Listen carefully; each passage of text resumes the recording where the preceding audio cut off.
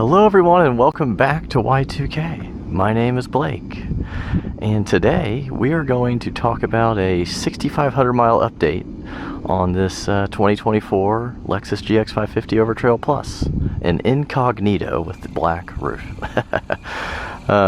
We're back in Florida.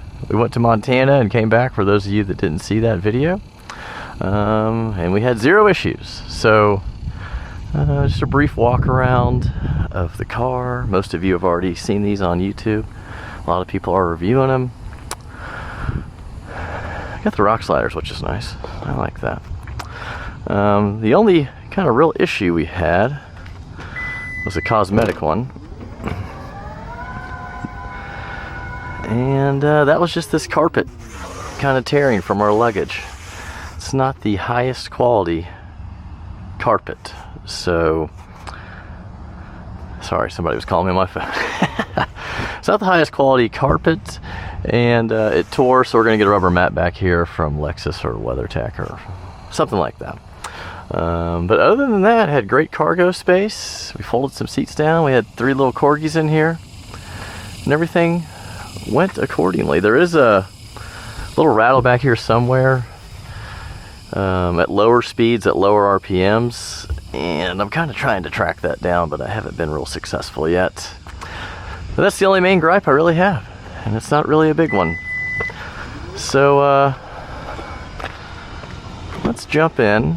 I'm going to point this down so you can see everything, and we'll just kind of talk about the first 6,500 miles with this car. A lot of dinging and donging still, which is a 200 series owner that daily drives one. This is my wife's car. That's slightly annoying. All right, off we go.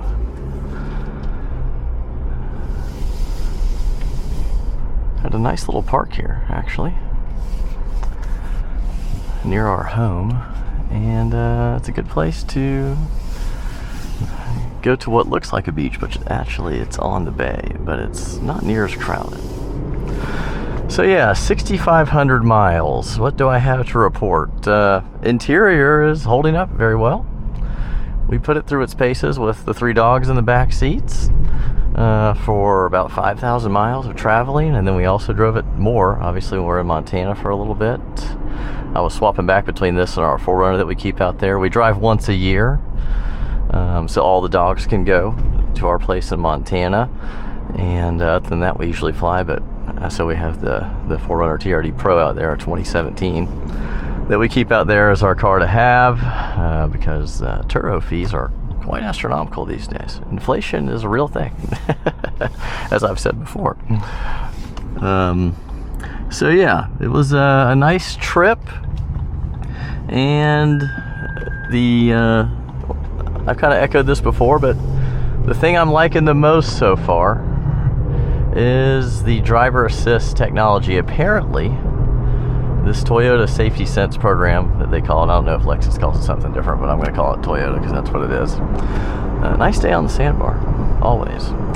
Anyways, so the Toyota Safety Sense, the driverless setup on this, I'm going to go ahead and turn it on. So just one button, and now we are ready to go. That's the biggest feature I like on this car, tech-wise. It's just such a nice, it doesn't like really chase or anything like that. If a lane, painted line kind of drops off, which you'll see on this turn lane right here, it will kind of chase that, but it usually is pretty good about holding the lane. But you can actually just kind of, well, we'll see what it does right here. There's a little dotted line there, so it's perfect. I'll get it up to the speed limit. It's even got auto lane change, so there it goes, which I didn't realize till like on the way back home.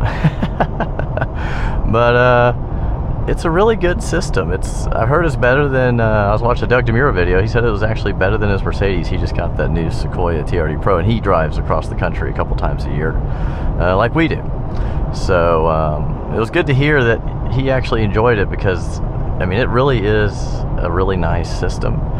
and that's the biggest thing I've enjoyed about this car, other than the normal things like the great powertrain, which honestly it has a lot of power compared to older Toyota products that were all naturally aspirated for the most part, or a little bit hybrid with a naturally aspirated engine.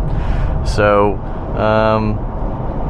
but yeah, that's the greatest thing, is just the self-driving, and makes everything easier on a road trip. So this is our road trip car now. I'm not gonna be holding the steering wheel for 36 hours anymore and throw my back out and go to the chiropractor when I get to Montana. Other things to report, I mean, really not a lot. The hood fluttering everyone complains about, it's doing it a little bit right now. I kind of noticed it at first, but I really don't look anymore, guys. It doesn't really bother me.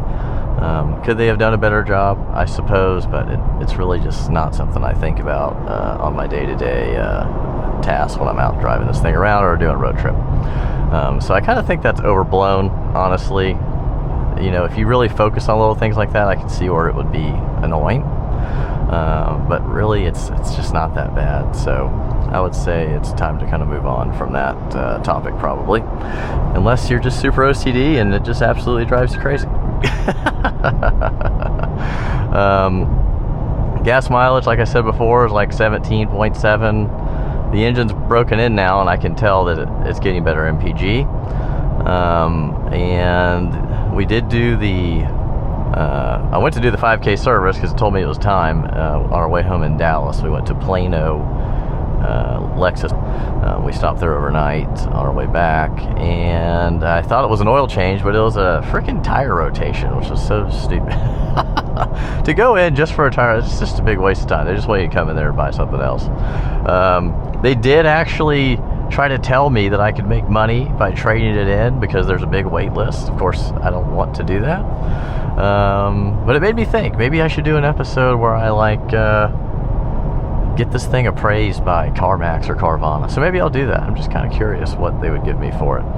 But they were eager to buy this back, which made me feel somewhat like I made a good decision. Financially, cars are usually not great decisions unless they're like old classic cars like my Diablo, but usually they're not. So that was kind of cool. The 10K service is when they do the oil change, and I just decided to go ahead and do both of them at the same time. I don't like running 10,000 miles on a brand new engine. That just feels weird to me, and we're gonna keep this thing for a few years, so I just want to make sure we do the best we can to take care of it. Sorry, I just got like a little tickle in my throat. But anyways, I mean, that's pretty much it. It did really well. We've enjoyed the 6,000 miles of it without any issues. I've got everything dialed in with all the driver alerts. I turned all that crap off. The only time it bothers me really is the front cross traffic alert, which is good, but it's also just kind of annoying, especially when you're coming from, older stuff that just kind of lets you drive the car and leaves you alone. Yeah, I mean, that's pretty much it. It's been rock solid, minus the little rattle in the back, and we had the first service, and it's a happy car, and I drive it like once or twice a week, and my wife will take the Land Cruiser. We like to drive them, and compare them and see, like, do we still have the same thoughts about both cars? It's nice to compare and contrast and see what we like better about one versus the other, and I'll probably do a video on that, comparing the 200 series to this 250 series in the next few days. See, that was the lane keep assist. It kind of tried to veer off, but it doesn't do that a whole lot. But yeah, it's been interesting. The Land Cruiser is just it's a tank, man. This is not quite the tank-like feeling, but it has way better tech. But we'll go into a little more depth and talk about that later. So anyways, good car. If you're out looking to buy one, I would recommend it after my time with it. We put enough miles on it, I think, to kind of say whether it's something we would keep or not, and we're going to be keeping the GX550. I can't think of anything else really right now that I would want over this. We already have an older X5, so we don't want anything German right now in that regard, and I've got an older M3. Those were our two daily drivers before we switched to Toyota stuff, and I had some trucks before, but there's the new Defender. I don't really want that because I don't want a depreciation nightmare and a service nightmare.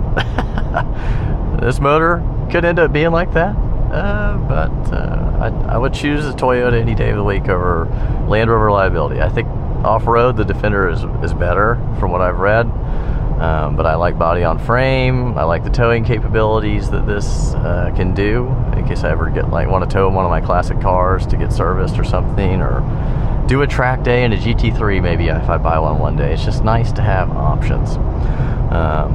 And the torque is really nice from the motor for doing towing like that.